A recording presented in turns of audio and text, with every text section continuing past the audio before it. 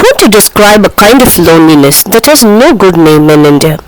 Not the loneliness of being alone. We have language for that. We have sympathy for that. A woman living by herself, without family, without people around her, that is a recognizable condition.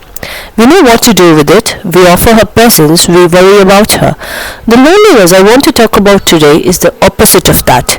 It is the loneliness of a woman who is never alone, who has voices in every room, who has someone in the kitchen and someone watching television and someone calling her name from down the corridor, whose schedule is the family's schedule, whose kitchen is the family's kitchen, whose body and time and attention are available to every need, every request, every opinion before they are available to herself. This woman is not alone.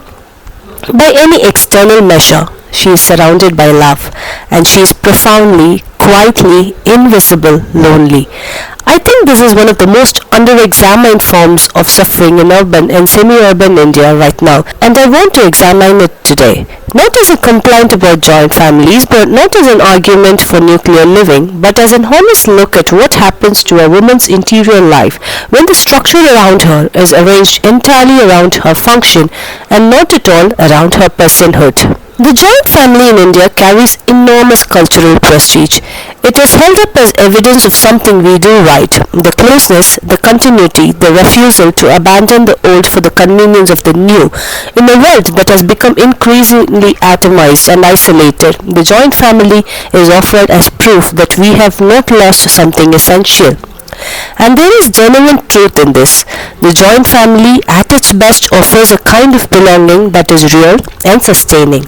Children grow up in a web of relationships, elders are held, knowledge passes between generations, there is company in the ordinary moments of life in a way that the nuclear family with its particular claustrophobia often cannot provide. When a woman enters a joint family as a new daughter-in-law, the story told about her situation is one of welcome, of being received, of becoming part of something larger than herself. She has a husband, a home, a family, a place. She is not alone. She is provided for in every practical sense. What the story does not include, what it has no framework for, is the question of what she brings with her into that house, not what she contributes, what she is, her inner life, her desires and fears and private thoughts and specific way of being in the world. What happens to all of that inside a structure that was not built to receive it? What is actually happening in many joint family situations is a slow and largely invisible process of erasure. Not deliberate, not cruel, structural. The joint family has rules, defined, time-tested, carefully calibrated roles.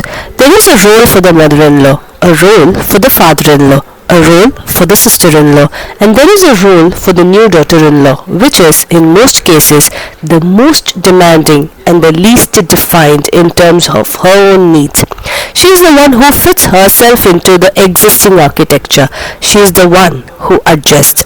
An adjustment in a joint family is not a one-time event. It is continuous, daily, hourly practice. She adjusts her schedule to the family's rhythms, her food preferences to the family's taste, her social life to the family's expectations, her relationship with her husband to the family's visibility into it, her ambitions to the family's comfort with them, her voice, the actual volume and frequency and the content of what she says to what the house can accommodate. Each individual adjustment is small, reasonable even. This is how families work. This is what living together requires. Nobody is wrong to ask for any single one of them. But the accumulation of adjustments over months and years produces something that is very difficult to see when you are inside it. She has adjusted so many times in so many directions that the shape of her original self, what she wanted before the adjustments began, who she was before the role arrived, has become almost impossible to locate. She is in the house, she is of the house, she is, in the most precise sense, lost inside it. The joint family structure was designed for a world in which a woman's identity was entirely relational. She was a daughter, a wife, a daughter-in-law, a mother. These were not roles she inhabited alongside herself. They were in the understanding of the time, the self. There was no interior life that existed independently of her function within the family. The question of whether she felt known or seen or personally fulfilled did not arise because personhood in that model was constituted through relationship and role, not through individual interiority. That model is not the model that most women entering joint families today were raised inside.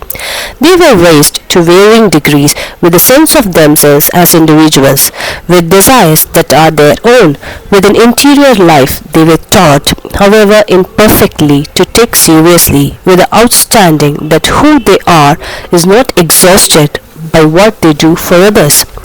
And then they enter a structure that was built on the old model.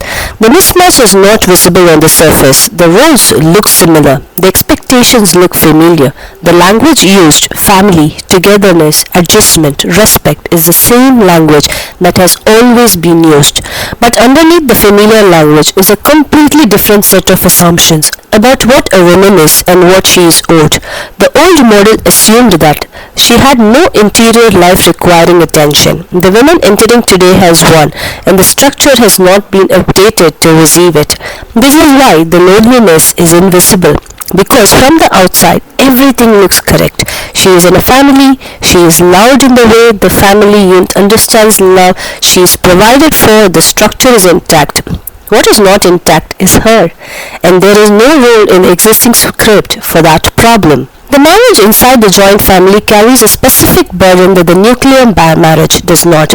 In a nuclear home, whatever its limitations, a couple has a private space in which to develop an interior life together. The relationship has walls around it, the conversations they have, the conflicts they navigate, the intimacy they build or fail to build. These happen in a context of some privacy. In the joint family, the marriage has almost no privacy. Every significant interaction happens inside the family's visibility, which means both people are always performing to some degree for the audience of the household, which means the real conversations, the ones about need and hurt and desire and fear, either don't happen at all or happen in the small hours of the night in whispers, are displaced entirely into silence. The woman in this situation is lonely in her marriage in a very particular way, not because her husband is absent or indifferent necessarily, but because the conditions for genuine intimacy, privacy, time, the space to be imperfect without an audience are structurally unavailable. She also carries something that her husband does not carry in the same way. He is in his original home, the house shaped around him, the rhythms familiar to him, the people there, his people, in a way that they are not entirely hers. He belongs in a way she is still learning to, and that asymmetry, invisible, unspoken, rarely acknowledged, sits inside the marriage like a low-grade current that neither person quite knows how to address. She tries to belong. She adjusts towards belonging, and the trying and adjusting, which never quite arrive at the full belonging she is reaching for, produce a loneliness that is all the more painful because the house is full of people who would be genuinely hurt to know how she felt it. The first thing that changes when this loneliness is named is that a woman stops believing it is her failure, because that default interpretation of this experience in the absence of any other framework is that something is wrong with her. She has a good family, she is loved, she has everything she was supposed to want.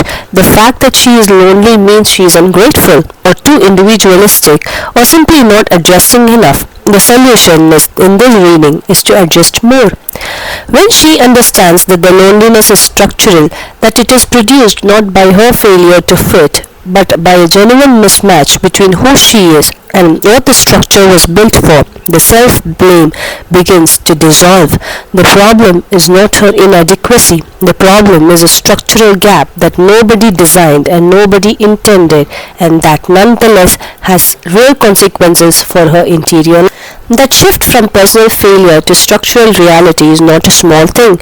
It changes the quality of the loneliness. It doesn't remove it, but it stops the loneliness from also being a verdict on who she is. The second thing that changes is that the conversation becomes possible. carefully, selectively with the right person at the right time, she can begin to name what she needs, not as an attack on the family, not as a rejection of the structure, but as an honest statement of something that has been invisible. What she needs at its most basic is to be asked, not did the food get made, not have you called the relatives, asked in the other sense, how are you? What are you thinking about? What do you want for yourself, separate from what the family wants? Is there something you are carrying that nobody is seeing? The question, asked genuinely, received genuinely, is not a structural overhaul.